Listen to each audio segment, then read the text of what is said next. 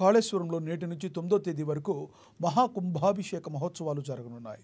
రాష్ట్రంలో మొట్టమొదటిసారిగా జరుగుతున్న మహాకుంభాభిషేక కార్యక్రమానికి భక్తులు భారీగా హాజరయ్యే అవకాశం ఉంది. 42 సంవత్సరాల తర్వాత త్రివేణి సంగమం అయినటువంటి కాళేశ్వరంలో జరుగుతున్న మహాకుంభాభిషేకానికి మహారాష్ట్ర, ఛత్తీస్గఢ్తో పాటుగా ఇతర ప్రాంతాల నుంచి భక్తులు అధిక సంఖ్యలో హాజరు కానున్నారు. ఈ రోజు నుండి మహాకుంభాభిషేకానికి పూజలు ప్రారంభమవడం జరిగింది. 9వ తారీఖు 10:42 మనకు కుంభాభిషేకం జరగబోతుంది. దీనికి తుని తపోవన పీఠాధిపతి శ్రీ సత్యనారాయణ సరస్వతి స్వామి వారి చేతుల ద్వారా ఈ కార్యక్రమం జరగబోతుంది. ఈ 3 రోజుల కార్యక్రమానికి భాగంగా దేవాలయానికి వచ్చే భక్తులకు ఎలాంటి ఇబ్బందులు లేకుండా దేవస్థానం తరపు నుంచి కానీ మిగతా అన్ని రకాల డిపార్ట్మెంట్ తరపు నుంచి కూడా కలెక్టర్ గారు మరియు దేవాదాయ శాఖ కమిషనర్, ప్రిన్సిపల్ సెక్రటరీ గారి ఆధ్వర్యంలో అన్ని రకాల ఏర్పాట్లు చేయడం జరుగుతుంది.